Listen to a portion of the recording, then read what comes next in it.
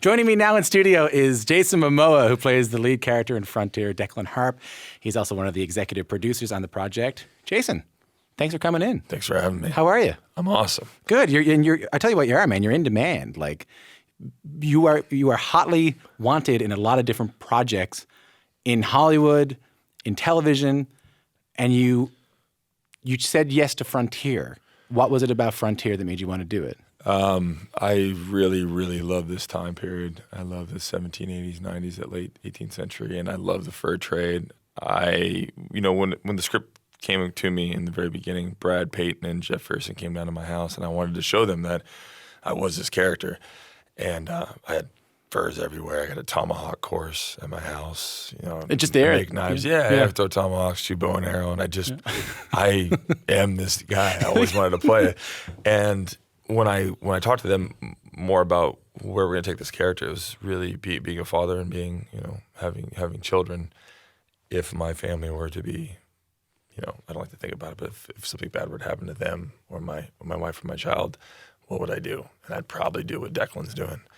So it was interesting to go to those places because obviously that would never happen, this way.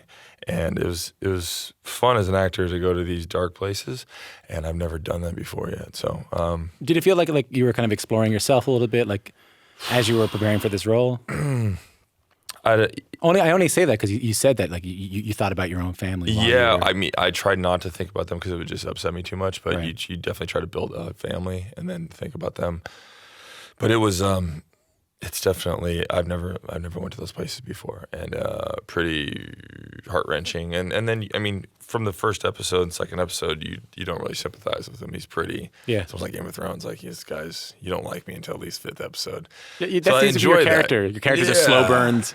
You're gonna eventually empathize with him. Like you said, this is a complicated guy. He seems menacing at first. I've seen the first episode. You seem menacing. Yeah. Yeah, but it's a slow burn. We'll eventually. It is a slow burn, but in some ways it's not because, we shoot 6 episodes, and to me it actually burns really quickly. I mean, after the first episode, it's always the pilot. You're setting it all up, getting all the characters in there, building the world. But once it starts going, it flies. It goes really quick. So I enjoy that we're only shooting 6 episodes. It's very quick. We're not wasting story. It's just like every scene is moving the next scene very quickly. So and that's what I love about it, because I can do a big movie and then go to Newfoundland and shoot for a month and a half and get really great character, someone that I get to revisit every year. It's nice, obviously you die on some characters, and I get to come back and play, put that suit on, play Declan again. So I'm excited about it, and I love it up there. Just tell me a little bit about Declan. Like, if you're listening to this right now and you haven't seen the show yet, like, or even if you have seen the show and you're still trying to figure out who this guy is, like I am, who is Declan? Who is Declan? Declan was he was raised by basically his arch enemies, is kind of like his stepfather. So the head of HBC raised him, and then had his family killed unbeknownst to him. So you never know who did it. And it's basically his own dad. And he finds out what that man did to his dad. So you've got the head of the HBC who you were raised by, you were groomed to lead, and then now you're basically taking on your father. Sounds like Star Wars when I talk about it. It does, but it's kind of Star Wars-y. You're right. Yeah, but it's it's going head on with the English, who was at the head of it is his father who raised him. And his background is interesting. Declan's he's half Irish, and then he's half native. Half native, and you are of mixed heritage as well. Yeah. I mean, was that something? Like, tell me a little bit about how you approached his background, how you approached this role. Well, I mean, my mother's of Irish and German descent, a little bit of native, and my father's full Hawaiian. So, Declan's Irish, and we didn't really sign on if he was Cree or if he was Métis, but he was. How I identify with that is just being kind of growing up in Iowa, a bit of an outcast. He wasn't really accepted in. He wasn't accepted in. I wasn't too accepted. You weren't too accepted? No, where I grew up, no. There wasn't any races where I grew up. There's no Chinese, there's no Mexican. There was no black. Where'd you grow up? I grew up in a small town, Iowa. Like real small. I graduated with like 100 people. Like Bridges, Madison County. That's my county. That's like really small town Iowa. And you felt a little bit. I could only imagine you. Must have felt a when I little was bit. little. Yeah, and then all my mom's side was there, but I was born in Hawaii, so I'd go see my father. But on that side, it was very. They call it haole. You know what I mean? They call it what? Haole. Haole? Haole, which is it's supposed to mean without breath, but they normally call white people or tourists that. You know what I mean? So they just wasn't accepted on the local side. You know, with some people. You know, because I wasn't raised in Hawaii, so I don't know. I just kind of identify as being that outcast and not really fitting into two different worlds. So. I mean, that's one thing that helped me with Declan. I mean, the producers of the project, or just two of the producers of the project, I know you're an executive producer on the project, Rob and Peter Blackie. They've written about their goal of dramatizing events in an accurate and respectful way to Canada's Indigenous people. If I could get you to put on your executive producer hat for a second, I mean, how important is that to you? Well, put it this way. I've played 3 Indigenous characters in movies before. I learned the language. I learned everything that needs to happen. But I know when Peter and Rob, when they first met with me, that was absolute importance for them to get everything historically right. We want to be able to play as fiction characters in that world, but it's the utmost importance. Yeah, so I can't be representing. I mean, there's not too many Indigenous people I look up to. You know, it's actually, I mean, like, it's very important for me to get it right. Right. Yeah, and to not to glamorize or over dramatize. It's not just glamorized, but I mean there's room. Like when I did Red Road, you know, I'm playing a certain character that's a mix. Just because you're one race doesn't mean there's not a bad seed in there. I mean there's idiots in every culture, you know what I mean? So just because when I went to go interview with this tribe, I was like, you're not gonna like me. You're not, but his own mother doesn't like him, so it's not based around his culture, you know what I mean? It's the man, it's the person. So it was really cool to do a contemporary Native piece. You know, that's just very rare that we had that. So it's exciting to be able to tell this history and be half, you know, the kind of the half-breed in this. So. I'm Tom Power. You're listening to Q. I'm speaking with Jason Momoa. If you're just tuning in wondering who has this low voice, you might know him as Khal Drogo from GOT. He's also the star and executive producer of the new series Frontier. I read GOT where I should have said Game of Thrones. It's all right. I think people know that. I think so too. The series is all about the fur trade, James Bay. This is something you learn about growing up in Canada in like junior high and in high school. I'm curious as to how much you knew about this before you started the project. I mean, a little bit, not as much as like when Peter and Rob gave me the whole, I mean, I didn't know there was such bloodshed and so much, you know, what the English had done to that extent, but not as much as I've heard since I've been here. Yeah. About how you guys learn about it so much more than we do in junior high and high school. I mean, was that surprising to you to hear that there was this story? I mean, Alan Hocko was in, and he said that like he's realizing that the story of the James Bay fur trade and just the James Bay of the 1780s, he could be on. You could have a television show for 100 years. Yeah. There's so much to it. I mean, was that surprising to you to hear that there was such a deep? It's amazing. Traumatic history. Yeah, it's a perfect thing to make a movie and show off of. That's why it was completely grabbed me from the get go.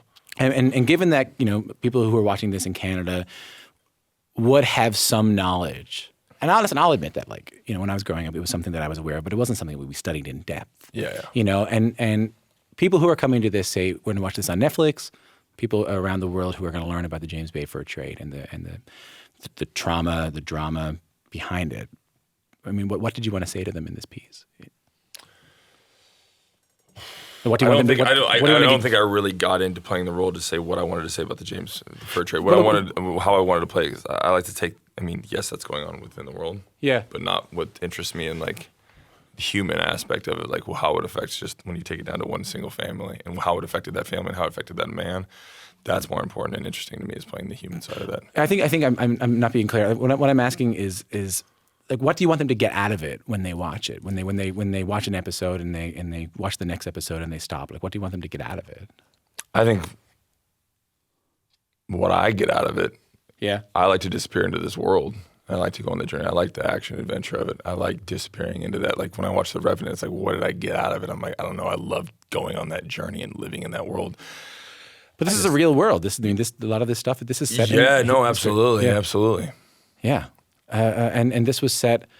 You got to spend some time in my home province to do this. I did, yeah. Yeah. And Nova Scotia, which that spot, that little location out in Sydney, is that right? Sydney and Cape Breton, yeah. It's a lovely spot. That was some history. What- That was walking those streets and knowing someone lived out there because it was freezing. And if you just went like 2 miles in, you probably wouldn't have such hard times. It was Orban died of dysentery. It was pretty heavy out there. You feel like There's a lot of ghosts out there. My father used to say to me when we wake up in Newfoundland on a cold day, and we'd have to put on our sweaters, and it'd be in the middle of July. And it was a fellow who discovered Newfoundland, John Cabot, discovered like modern Newfoundland. And I used to say, if John Cabot was here, man, I'd wring his neck. Like, why did we have to settle here? Man, that's beautiful up there, though. Well, yeah, what were your impressions of Eastern Canada? I've never seen storms like that. I mean, I've seen storms like that in Iowa, but they're called tornadoes. And so when a squall comes in and it's like completely the winds, the gales, the size of the snow, and then it melts off in 2 days and you're like, what just happened? It's just kind of surreal sometimes when the storms come in. It's just wild. So, I mean, it's just, also when we were shooting up there, what I really liked is that, when you, obviously I shot in Vancouver, so it's huge, huge trees, right? Yeah. But you're in Newfoundland and it's just like, they're really, really tall. It's just, the ecosystem up there is just different. I mean, that's why they call it the rock. Yeah. But they're just not rooted enough, so they're very small trees, right? Yeah. It's just not what I expected when I came up there, but it was just offered this, like I just shot in Iceland for Aquaman, and I feel like Newfoundland has that just otherworldly. It just really adds a cinematic quality to the films, and I just, it's beautiful. And I have to disclose something, given that this was made in Newfoundland, is that my brother Brian worked on both one of the projects you were shooting in Newfoundland, and he also worked on Frontier. So I need to get that out of the way. But how did the people of Newfoundland, how did my fellow Newfoundlanders treat you? Everyone's amazing because it feels like no one bothered me. Everyone kind of felt like home. It kind of felt like where I grew up. Someone that would just open up the door, let you in, cook you a meal, sit down, talk story, and then have this great musical night with them. I mean, they're just very warm. And like I was saying earlier, it just kind of felt like, because I lived in Ireland for 8 months in Belfast, and so it kind of had an Irish feeling to me. It's Canadian, but it still has it's very, ish. Yeah. Ish. Yeah, sure. I mean, it's just not like that anywhere else in Canada, though. I don't feel like Newfoundland's pretty. It's pretty distinctive. I lived in Toronto. I lived in Vancouver. Newfoundland and the East Coast is definitely. It's just totally different. Did you enjoy it? Any particular people stand out for you? Any particular stories? Because I have to admit, like when you were there, yeah, and I'm here in Toronto, my Facebook feed was just inundated with pictures of you at like restaurants, people coming up and taking the pictures. You're very generous. I'm living on fly on a wall in your place. So I'm just like I like to, we'd go out and I'd get. I guess I went out and we did those big fat tire bikes. You ever seen those? Yeah.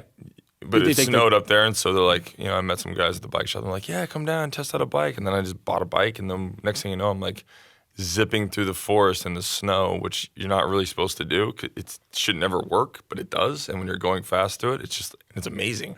But I just, go out with people like that. That was amazing. You play hockey. I mean, I grew up I still love hockey. So, I played with Hawko. He's amazing. Mm-hmm. Got my butt kicked by all those guys. But it's like, Terry Ryan became one of my dear friends. He still is. Former NHLer Terry Ryan, man, former Montreal Canadian. Yeah, comedian / amazing human. He's just, I have made a lot of great friends up there and excited to go back out and play hockey. They don't let me, which is hilarious, but I do. You're not allowed to play hockey? No, but the producers are, they Why not? They don't want me to get hurt because they don't want to lose all the money, but you know what? But you're so big, man. You can't get hurt playing hockey. You're going to crush anybody. No, these guys, you guys are good. So, but they're just worried about, We're fast and wily. Yeah. I mean, I can only imagine, I didn't know that. I didn't know that the town you grew up in Iowa was so small. And I can only imagine, there is that moment where you go from hey, I'm an actor. I grew up here. I'm an actor. I'm trying. And then all of a sudden, Game of Thrones happens. And you were acting before that, but it was you became one of the biggest things, you know? And what's that like, man? What's that like to be sitting at a restaurant and for people to be coming up asking for pictures, to be walking down the street? Iowa's pretty interesting. They definitely just leave me alone. But just in your daily life, I imagine that must be different. I mean, it's always a trip. It's always a trip to, because if you knew me, you wouldn't want one. You know what I mean? It's not, to me, it's no big deal. But having said that, if I saw Tom Waits, and I freak out, you know what I mean? It's like whatever, if you really love something, everyone's really nice about it. So. Yeah, you don't mind taking the time. Like some people, No, like, they want to do it. Just depends. I mean, like you just have to understand everyone's human. You know what I mean? You don't know what happened in my day. You don't know if there's bad news that came through. Some people are grumpy. It's just like the way it is. You know what I mean? I do. Well, not really, but listen. If I'm with my kids, it's best to stay away. If I'm not, and I'm having a beer, you should come have a beer with me. Yeah. That's how it works. If I'm with my kids, I don't want them to know I'm just Papa. That's all I like to keep it as. If you're on a big, do they know? Like, do they know what a big deal it is? Do they get it? They're just getting it. You know, they're 9 and he's gonna be 8. And I just took my son to Comic-Con, which was crazy. Wow. Yeah, and I don't want to do that, but at the same time, I'm like, you know, it's gonna be the first thing he's gonna be able to watch because you know they're not gonna watch Game of Thrones, they're not watching Conan, they're not watching a lot of my shows. So I'm excited for them to see, you know, Justice League. Do you have to tell them like, hey, just let you know? Well, they're on set with me. Dad's kind of a big deal. It was no, I don't do that, but you know, it's cool because you know I brought them on set. And I'm like, hey, meet Batman. My son's obsessed with Batman, and my daughter's obsessed with Wonder Woman. So it's cool, like. They got to put the tiara. He puts a tiara on, and he puts the cowl on, and you know it's cool to be able to do that as a dad. Ride on the Batmobile. It's kind of amazing. I mean, like that's a cool opportunity for them. That's a cool opportunity. So, yeah. I don't want to keep you much longer, but I think the staff of Q, this show, would throw me into a closet and leave me there if I don't ask this question. Jeez. Because 6 or 7 different people have asked me to make sure I ask you this. And I keep on saying, I don't think he's going to answer it. Am I coming back to it? Are you coming back to Game of Thrones? Come back. You just keep watching, man. You never know what's going to happen. Jason, thanks so much for coming in, man. Yeah, man. Yeah, thanks a lot. Pleasure. I appreciate it. It was really a Sure, pleasure. buddy. Let's go play some drums.